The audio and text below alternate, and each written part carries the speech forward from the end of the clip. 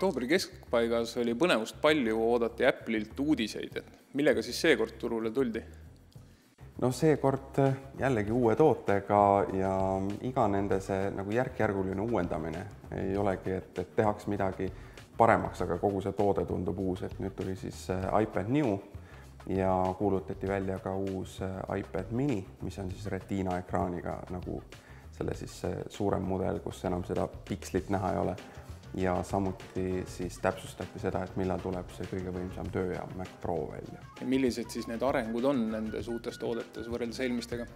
On viidud nüüd tootekaal, on viidud nii väikeseks, et ta käes tundub ikkagi sellise klade moodi, et ta ei ole selline suur raske seade. Siis muidugi protsessor, täiesti uue põlvkonna protsessor A7, mis on nagu nendes uutes iPhone 5S-ides sees ja kogu see kasutaja mugavus. Lisaks on seal igasugused abiprotsessorid, et näiteks kui me teeme trenni või kui me seadet tükk aega ei puudu, et siis ta ei püüa seda pilti näidata ja kõik muud sellised asjad. Ja kogu see kasutaja mugavus on tehtud ikkagi jälle astme võrra paremaks. Et viimane uuring, mis näitas ja mida müüginumbrid kinnitavad ka, 75% siis iPad Airi ostjatest, see on uue mudeli nimi on iPad Air, sest ta on nii kerge, on need, kes juba kasutavad iPadi. Nad nüüd lihtsalt ostsid uue seadme.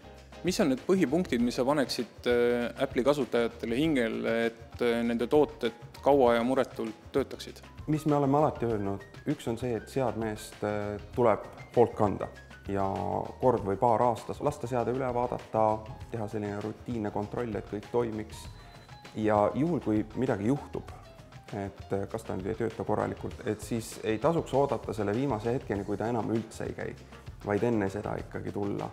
Eriti just, mis puudutab näiteks andmepäästmist, seda tasub alati vaadata ja eraldi tooksin välja, et kui on vedeliku kahjustus või midagi sellist, siis ei ole mõtet oodata nädalavahetust või et et jäi tööle, et siis tuleks võimalikult ruttu ikkagi tulla, et vedelik teeb aja jooksul aina rohkem kahju.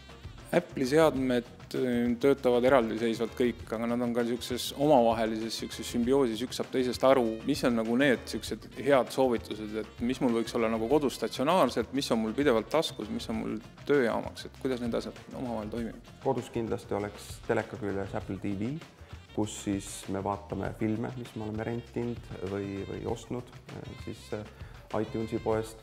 Siis muidugi me saame oma seadme pildi telekasse panna, näiteks me tahame midagi näidata või koos perega vaadata fotosid viimasest reisist, siis me ei pea kasutama seda Apple TV-d, ütleme, et seadmena, mis neid pilte võtab, aga me saame teda kasutada kui välist monitori. Väga paljud näiteks õppejõud tänapäeval kasutavad seda.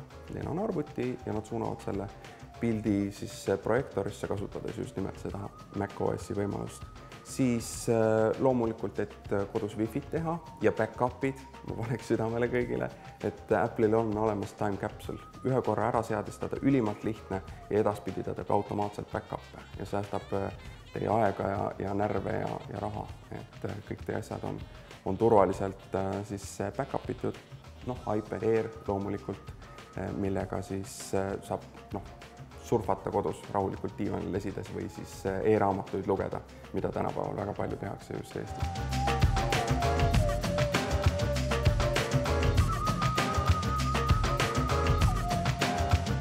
Ja siis muidugi mobiilne seade on iPhone, mida väga paljud kasutavad.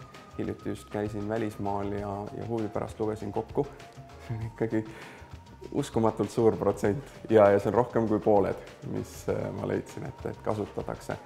Ja nendega on omavahel väga hõlbus ju vahetada kõiki meediafaile ja eriti just see iMessage. See on tasuta mitte ainult lühisõnumite saatmine, aga ka pildid ja dokumendid ja kõik muu selline asi. Et sellest moodustubki see väike selline mikrokosmos, kus neid kõiki asju teha.